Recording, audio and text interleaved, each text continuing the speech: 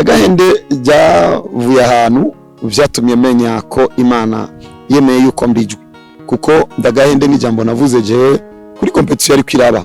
Muri iyo competition ndavuga kakamodoka Ndagahende, he competition y'abandi ni yari iwanje, hamaje ndavuga Ndagahende kuko nagomba nemeza abantu yuko dufite ubushobozi bwo kuvuga. Jewe ndi gicapo civuga butumwa, kuko navuye mu isi banzi bitega yuko nza kunanirwa ndabivemo, hama narabandanije bituma navuga Imana yashoboye nakuze muri entertainment nari sugu JK, ndazi yuko iyo abarinzi bataronse kibatera intege bo biheba, ndaza bagiye twaririmbanye sinabavuga amazina kuko sico naje gukora, ariko ari hano twaririmbanye mu isi batakiririmba kuko babuze gushigikirwa. Competition iri muri cadre yo gushigikira, si ubwa mbere twarakoze aciye imyaka dukora itsindira Eden Banga, turakora itsindira Anikulta, twara moto, turakora dutanga ama gift ku baririmbyi bose barushije abandi mu gukundwa n'abantu, biraba biramenyekana. Ubu rero twashimye kuzana imodoka na encouragement ishobye kuza gutera intege mu baririmbyi. Itunganije gute? Dukeneye yuko uko nyine abajije Ndagahende n'ubu mwebwe dukoze kino kiganiro, abantu ngaha nyene bace bandika gahe kanaka ayo mazina yose we yadukusanyirize gusa uciye tuzanira ucuba Kiriku Sadbi n'abandi batandukanye bo baremerewe kujya mu higano. Yes, mwiwe cyangwa mwaramutse bivanye namwe mu dukana mperereye ndabise kari Mr. Kido Trof, Mr. Fasha abandi ko nawe warafashije, Mr. Koresha nzigawe neza. Okay, ni jewe mwari kumwe kuri Yagana TV, kuko mubona kuri screen zanyu turi kumwe n'umukozi w'Imana, Prophet of Jesus Joshua. Karibu cyane, twarukana no mwaka uheze. Murakoze cyane kutwakira mani bagirire mwaka mushasha. Twese tugwerere guhamo turanyaramo byinshi cyane kashi. Yes, mwabivuze mwaka mushasha durukana mwaka uheze no seti ivyuzuye mu kinama. Wow. Mbega Prophet ivyuzuye mu mwaka uheze uko yavyibaza no ko yabisanze. Ufata ikintu kiba mu vyuzuye gikomeye nuko Imana uko iba yabivuze ni kwibikora. Gusa ahubwo ndatangara kuko ibikora neza kuruta ivyo yambwiye, vyagenze neza nkuko Imana yambwiye. Réussite sigiye vyabaye kubishaka, réussite nigihe abaye ivyo Imana yateguye ko biba bigenda neza cyane. Kweki Prophet akunda ijambo ivyuzuye. Jambo vyuzuye ndi mu bantu bemeza ko igitigi indwi gisanzwe gisigura ivyuzuye perfection.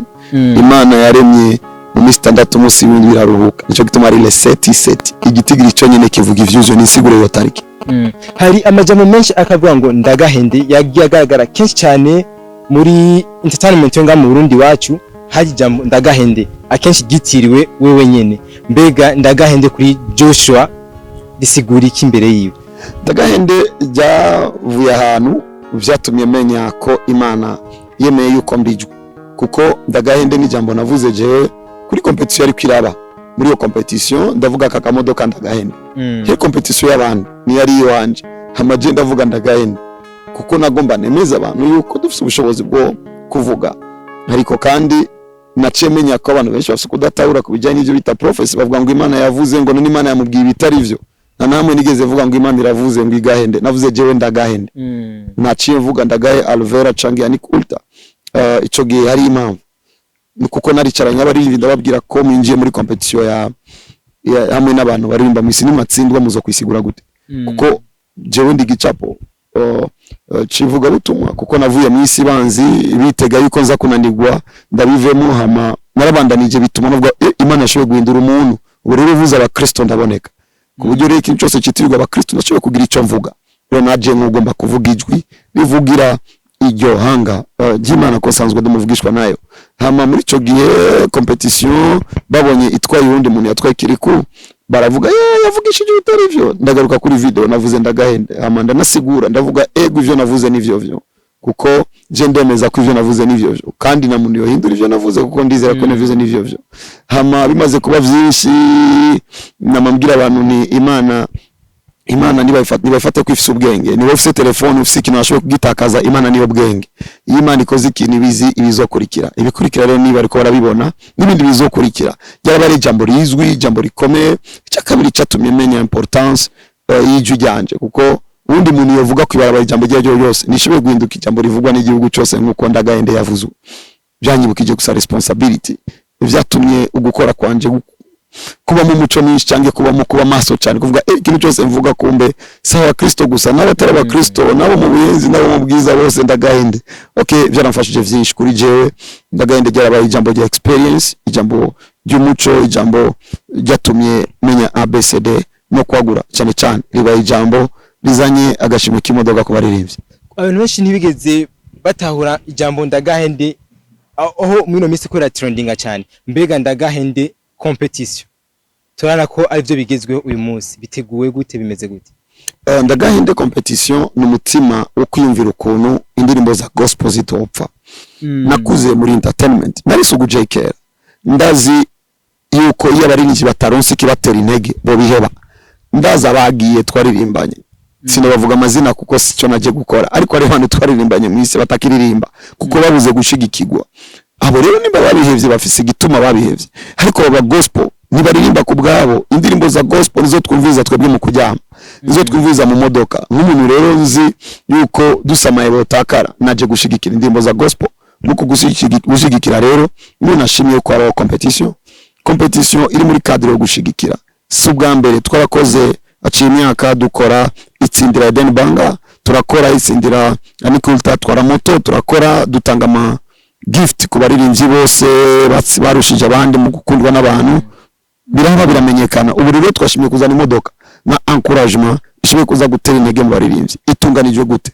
Dukeneye yuko uko nyine abajije ndagahende n'ubu mwebwe dukoze kino kiganiro abantu ngaha nyine bace bandika gahe kanaka ayo mazina yose we yadukusanyirize gusa uciye tuzanira ucuba umu observateur muri jiri uzo kuzana amazina cyo tuyafata ayo mazina yose tuyashire kuri page tubwire abantu mwifuje ko twogaha aba rero twanditse mbega bakeneye ko twokabaha tubavugishe kuri telefone abavuga ngo ego bace biyangaje cyo turonderamo indwi cyo tubasubiza rero mu bantu mubona rero muri aba twogahande abo bantu rero batore amatora y'abantu bazo bakonsidere amakomantere yabo n'amatora azobabwira muri cadre bazotora ko ku mapage cyangwa ku matelefone 25% niyo bazokorera izo ya participation yabo jiri 25% tuzokora ibipapuro biko list yabo bazoba atore tuyishira aba pastor bazokorosha badusubize muri envelope ni 25% aba pastor amazo batindikana ibipapuro tubiya baririmbyi bazotora hama nabo nyine bitware 25% tuzoharura ku mugaragaro hama umwe mu bazotsinda itariki 12 azobatanye ku kamodoka hama iyo niya abasanzwe bazwi ariko rero turimvira nimba twoha abazwi abatazwi bo twatwimvira uko nabo nyene bofashwa ariko twobakura he niyo twace tuvuga abatazwi bafata nimero ya telefone plus 257 79 69 88 68 barungika indirimbo iyo ndirimbo y'umunota umwe yabo cyangwa yari yose hama ishitse ikiduzwa kuri TikTok ya Prophet of Jesus Joshua kugira ngo umuntu amenye ko indirimbo yiwe yakiriwe mu mpera z'ukwezi kwa kane tuzokwicara rero du selection 14 rap 14 R&B abo mu kwezi kwa gatanu baca binjira muri phase ya eliminatoire aho buri wa gatandatu baririmba imbere ya jiri dukuramo babiri baririmba imbere ya jiri dukuramo babiri baririmba imbere ya jiri dukuramo batatu haca hasigara bangahe azacigara indwi ba rap n'indwi ba R&B hama mu kwezi kwindwi mu kwezi kwa gatandatu hinjira umwanya wa mbere tubatwara muri place touristique baruhuke ko zo barusha baryoherwe tubaganirize bari mu munezero hama indi ndwi kurikira tubatware ku muririmbyi umwe akomeye wa gospel mu Burundi abahanure indi ndwi tuwuze n'umutama umwe wakoze w'Imana abahanure hama indi ndwi basohore indirimbo yitwa ivyuzuye y'aba rap n'indirimbo yitwa ivyuzuye yabo baririmba indirimbo za R&B cyangwa jazz cyangwa izindi hama le 7 ku munsi w'igikorane bazoca bipresenta mu munsi wa mbere public izobabona ariko barimba iyo ndirimbo yitwa ivyuzuye tuba turi mu gikorane objectif nuko abantu bakizwa tubora abantu usengera abantu bakira ingwara bisanzwe bizi uko ari vy'Imana ikora mu bikorane iturungikamo hama le 12 rero z'ukwezi kwindwi baca baririmba imbere y'abantu umwe wese iminota 5 cyangwa indwi turaba jiri igira amanota hama wa mbere tumuye 2500 n'uwa mbere ino w'abarap hama n'abandi bahabwa ubushimwe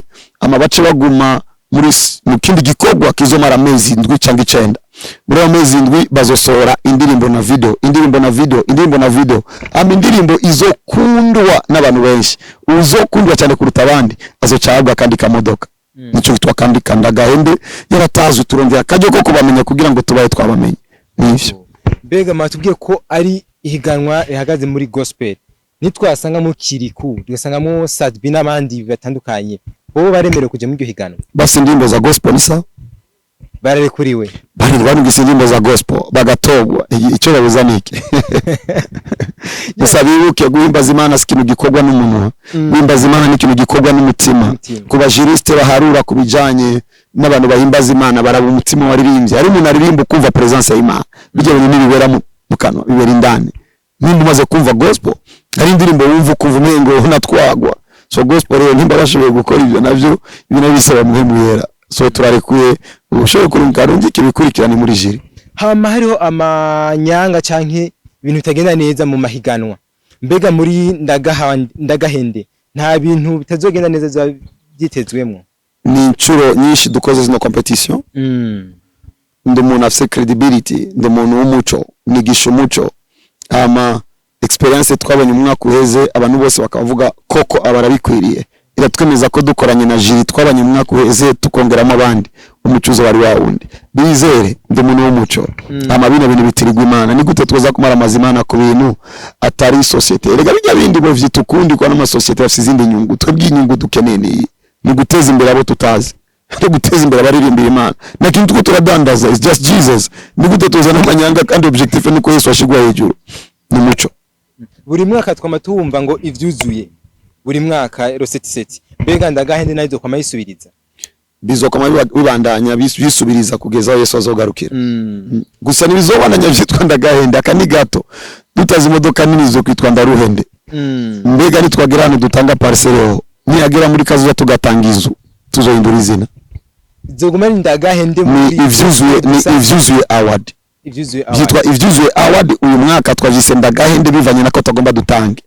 Alors nimba mu mwaka uza tuzotanga urupango izo kwitwa ivyuzuye award ariko icyo yitwa ndaruhende. Nimva ko bidasa bivana n'ivyo twatanze ariko ni ivyuzuye award. Tuzokoma dukora mu baririmbyi gusa canke no mu bandi badoshikirwa. Bazoshikirwa nk'ubu navuze ni uzokora ga surprise none maze kukavuga nzobaza aba presenter nka mwebwe muri kijya concert. Uzovuga amazina menshi abarinzi ba gospel bo mu Burundi nce ndamuha trophée nzoba ndabifise en secret ariko.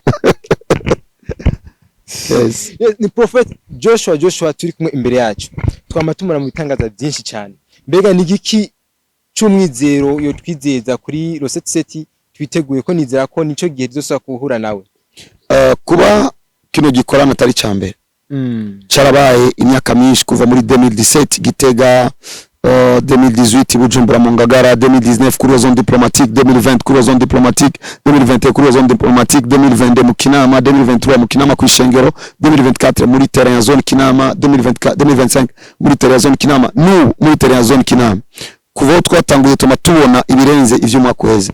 Bitege ubwiza burengeye kuko twebwe dufite ijambo rivuga ngo tuva mu bwiza tujya mu bundi, bitegurire ubwiza bw'urundi rugezo. Reka tubashimire cyane. Jewe ndabashimiye, nshimiye n'abadukurikiranye, nshimira cyane n'abagiye kwandika muri commentaire batubwira twoga. Imana ibahe umugisha. Yari James Takido Truth mwari kumwe kuri Yagana TV, nawe utaha uganiro bikurikira.